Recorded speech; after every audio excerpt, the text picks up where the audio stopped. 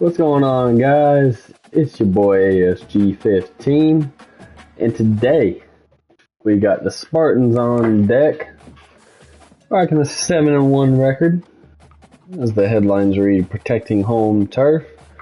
We'll go ahead and jump into recruiting for this episode.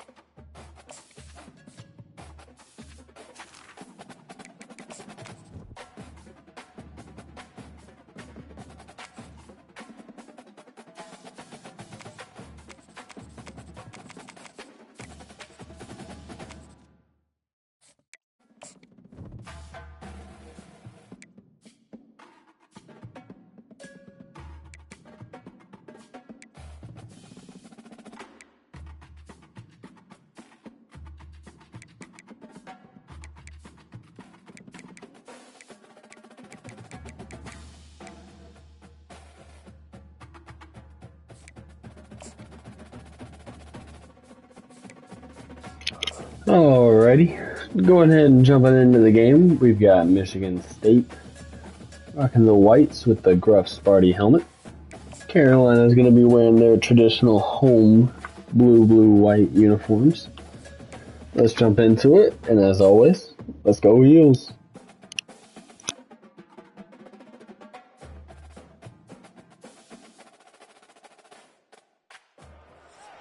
Hello everyone and welcome. We are surrounded by pageantry and tradition, and it's clear to see that college football will be at its best today.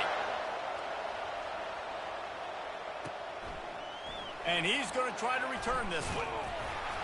Didn't find any crease in that kickoff coverage, and he'll be stopped at the 17. So the Michigan State Spartans offense takes the field to start this game off. And this guy feels like a throwback. Back in the day, the running backs were always the stars. This guy fits that mold. And he can do a lot of different things, too. He's not a one-trick pony. This guy can tote the rock. He can catch the ball. He can block. We might even see him throw the ball in this game. This is a jack of all trades. After the 3-yard pickup, they come to the line, 2nd and 7.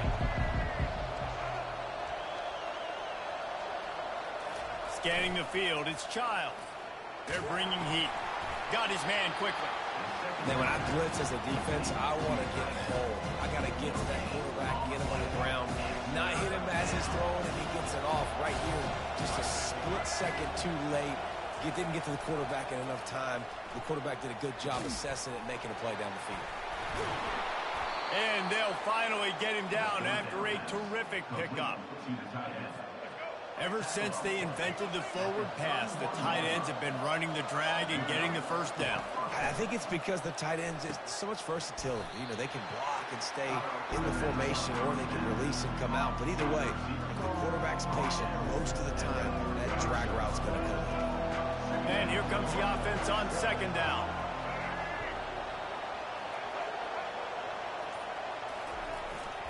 They'll give it to the back. And a really nice run and pick up there before the defense avoided disaster and stopped the really big play. Physical running style. Maybe the patron saint of that for Michigan State is T.J. Duckett. Oh, the big fella. And that does. That reminds me of Michigan State football. That's who they are, right? The physicality. They're gonna be blue collar. They're gonna roll up their sleeves, and make no mistake, every game you play against them, if you don't match the physical challenge, you will lose. Well, man, there's some big hitting going on. The right now. This defense, they take a lot of pride in stopping the run. Let's keep our eye on them throughout the course of the game and see if they can contain this running attack. Single back formation, and they give it to him. Showed off just about every move in the book, except the forward move. Stopped for a short gain. The 7th play of this opening drive, they'll need to move the chains on 3rd and short. They'll stick to the ground looking for the marker. And he slid through that attempt, and he's got room. Offenses gain momentum with 3rd down conversions like that. They've got it at the 25. And the Spartans want to crank the tempo.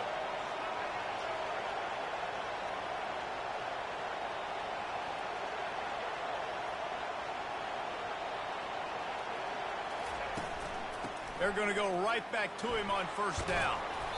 And he found plenty of running room on that one before the defense was finally able to get him down.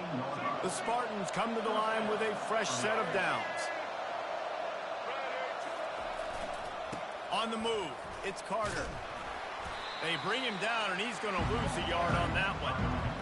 Well, just nothing doing on that last run, and they knew coming into this one they were going to be challenged, right? This is one of the best defenses in all of college football. For them to have any shot, they're going to have to do a lot better running the football. He's knocked down in the backfield. He'll lose a couple. 11th play of this opening drive coming up at this one, a 3rd and long. Back to throw, it's Child. Using the quick game. Really strong job by the defense. A negative play on 3rd down. They'll try to get something out of this drive and kick the field goal here on 4th down. It's good. And with that, they break the seal on the scoring. It's 3-0. I know one thing this head coach does every week is he challenges his guys to start fast. And it's so important today, playing on the road in this kind of environment. You saw a nice drive. They didn't get the touchdown they would have loved, but still, kicking that field goal and taking this early lead, that's a statement for the visiting team. That one bounds through the end zone, and it'll be a touchback. And how about this matchup of a couple of guys who just don't get tired and don't mind being handed the football, Jesse? And I love this matchup, too, because in modern football, it's all about throwing the ball and spread and tempo and air raid offenses. Let's go back to toting the rock. Old school. 2 of the best running backs in the business here. And the defenses now, like, they know the challenge. They know these guys are going to tote it. They got to be physical, committing guys to the box, not letting these running backs have success today. 6-yard pickup on 1st down. Leaves them with 2nd and 4. Just plowing down the field. Finally run out of bounds, but he has this offense rolling with a 1st down. The give to the lone running back. They get him on the ground, and with that, we'll head to the 2nd quarter. That's the end of the quarter, and Michigan State has the lead. We've put one in the books. Let's have a look at our game summary.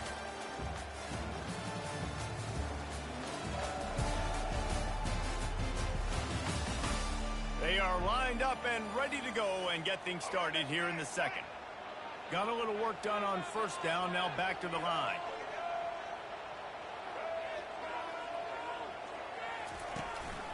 Looking for a crease. It's Hampton. And they try to run inside, and there is nowhere to go.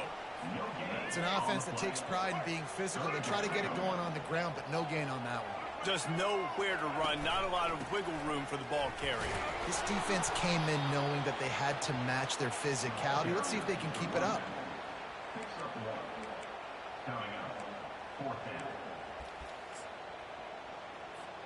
This is the absolute right call. They're going for it on 4th down. Try to get it on the ground. And that stiff arm is a weapon for this runner. He uses it and picks up a 1st down. They have just bloodied their nose on this drive, all on the ground. It's 1st and 10. Leaves it with the back. He's knocked down in the backfield. He'll lose a couple. Most offensive schemes are predicated on 1st down productivity. That will not go down as a productive 1st down play. No, it will not, Reese. Give this defensive line credit because they were able to get penetration right off the snap and force a negative play. What a good run there. He has enough for the first down. Here's this offense with a fresh set of downs. Quarterback changing the plays at the line. Coming after it. Pressure is on the way, and the pressure has arrived, and down he goes at the 30. Big loss on the last play threatens to knock this drive off course. It's 2nd and 16. Dropping back, it's Criswell. Pocket starts to collapse. And the defense gets loose, bringing the heat, and down he goes again. They'll snap it for the 10th time on this drive, but they need a chunk on 3rd and long. Going to try to pop one on the screen. They play that screen nicely. He tried to find his way to the marker, but it'll be 4th down. They'll send out the kicker here. And that is no good. And after the miss, they're still down by a field goal. Michigan State has the ball back, and here comes the offense. They kicked a field goal on the last drive, Jesse. They've got the lead. Don't make a dumb mistake, but maintain your aggressive play calling. Yeah, no doubt. I think it's the play caller right now just taking a look at that script he's got in front of him and finding out where are my playmakers, who can we take advantage of on this defense to get a touchdown here. Yeah, and just keep moving the ball down the field. Just execute a little bit better in the red zone. There's no need to panic. We're moving the football, and we got the lead. They'll put it in play from the 41 on 1st down.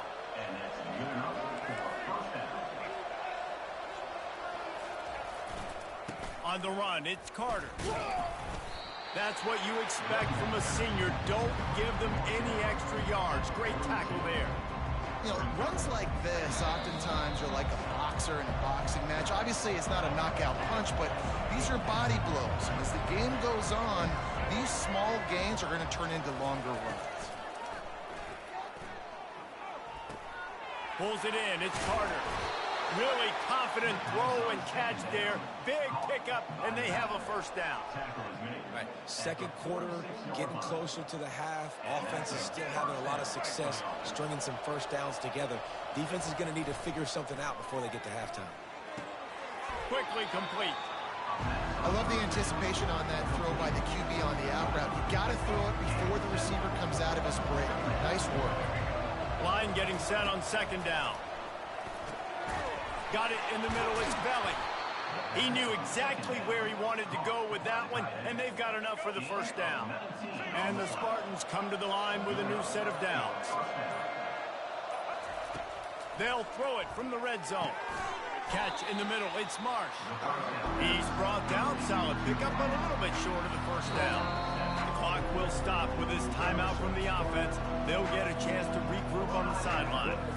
Going to work in the red zone, they can't pick up the 1st down without getting it into the end zone. Looking downfield, it's Childs. They'll mark him down at the 2. The excellent execution on that throw and catch. The Spartans will try to punch it in on 1st and goal.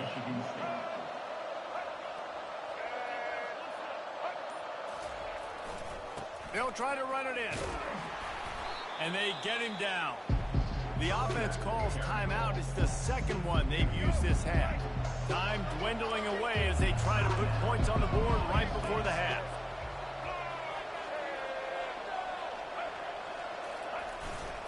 On 2nd and goal, they give it to him again. See if he's got a nose for the goal line. This offense is racking up some yardage, but they've got to be able to finish the deal by scoring touchdowns. 3rd and goal. They'll use a timeout right before halftime, maybe time for 1 or 2 more plays. And it's 3rd down, but they're going to go ahead and try the field goal and try to get points before the break. He was on target with his first kick, and this one ought to be easy from 20 yards away. What a disappointment. No good. Guys, a missed opportunity there. The lead is still 3. And no sting for this team. I tell you what, when you drive the field against a really, really good defense and you have an opportunity to get points, you got to capitalize on them now. And that one will sting a little bit because I thought the offense did a good job moving the ball down the field. Just enough time to get off one final play of the half. Trying to find his man on 1st down. Pass is incomplete, and that's going to do it for the 1st half. 1st half in the books. Time now to join Kevin Connors in our halftime update. Gentlemen, a magnificent broadcast so far there today in Chapel Hill. And it's been said football is a game of inches, and guess what? Based on the comparison between third down conversion rate today and the average yard per play, how can you argue that? I mean, the low-lying fruit is to look at some of the explosive plays we've seen in panic. But really, this game is going to come down to which team is more efficient when they have the ball and how they play when it matters most. With that said, let's send it back to the guys at Kenan Memorial Stadium. Thanks for that halftime report, Kevin. And the Spartans will try to kick this one deep to get things underway in the second half. And he takes this from inside the 5. And the returner will be brought down. And the offense takes the field, ready to go back to work. They start this third quarter, one-possession game, and hoping to get an early drive going. This offense is ready, and they're ready to take the field here and see if they can get something established. They don't have to change everything and reinvent the wheel. They've had some successes.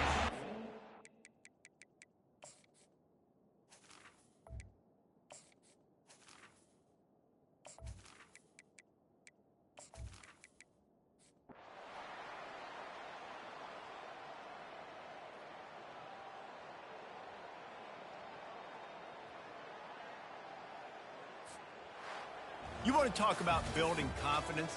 Coming through with clutch plays, making the winning plays at the right time can really set the course for the rest of the season.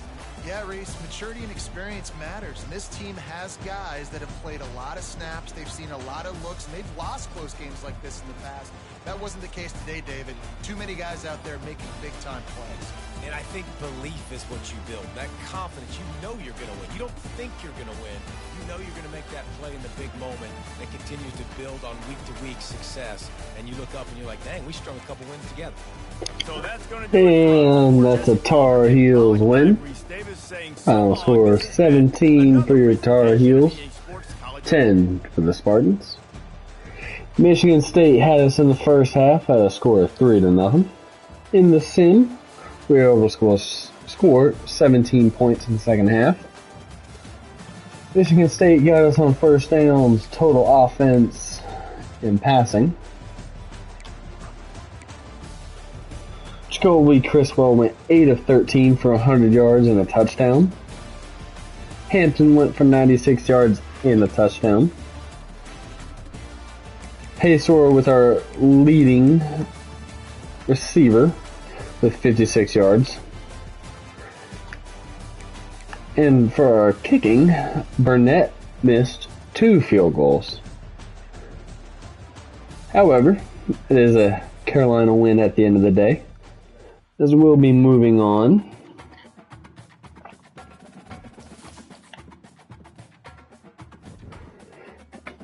With 8-1 heading into week 12.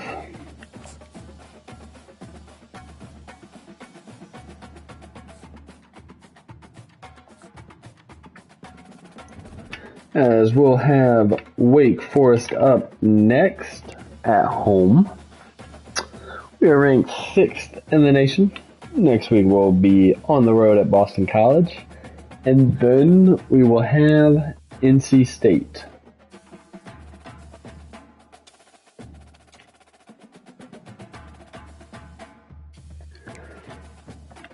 Looking at last week's score,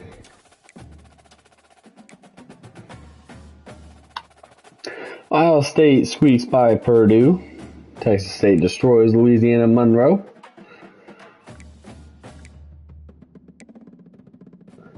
Ole Miss downs Georgia, who is having a down year at a 5-4 record. Kirby Smart's on the hot seat potentially. Clemson squeezes by Virginia Tech by 2 points. North Texas downs Army.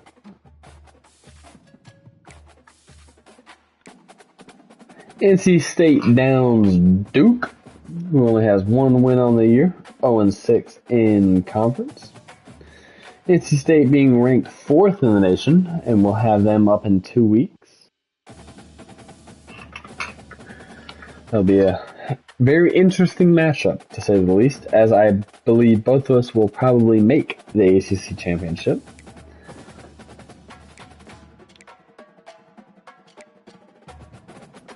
LSU loses to Alabama. That's an upset.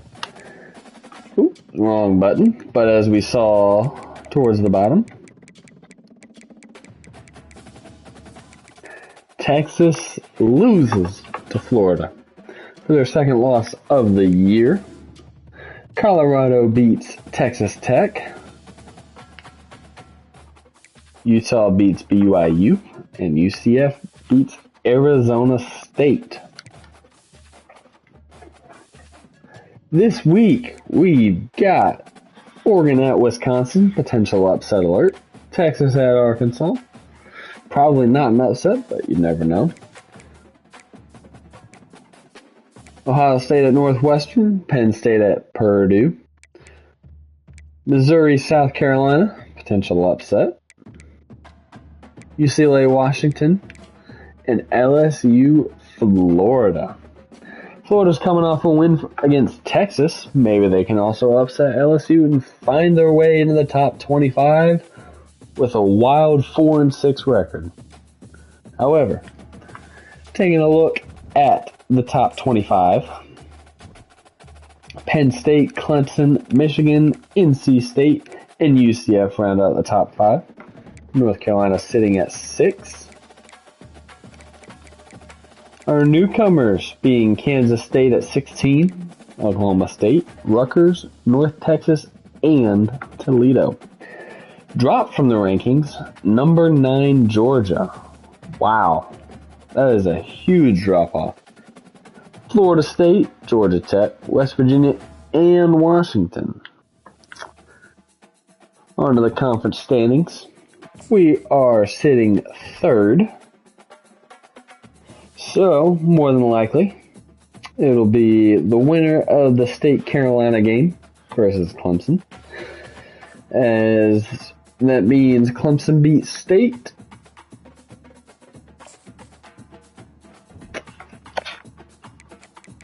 And we have State left.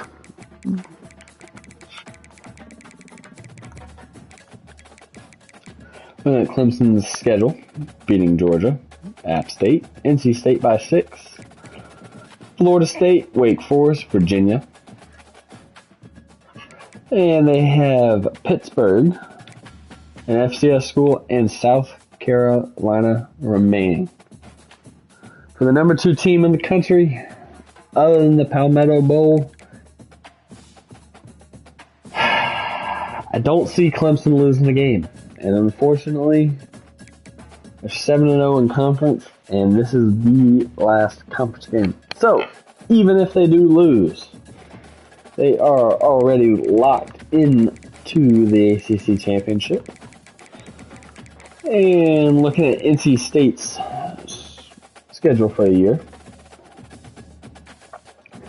Mounting FCS school destroying Tennessee, losing to Clemson for their 1 loss of the year. Close game with Wake Forest.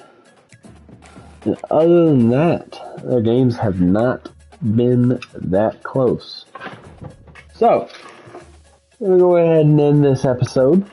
Next week we'll be taking on Wake Forest, who is 2-7. We'll be at home. It is a rivalry game. We are 8-1, ranked 6th in the nation. I'll see you guys next time.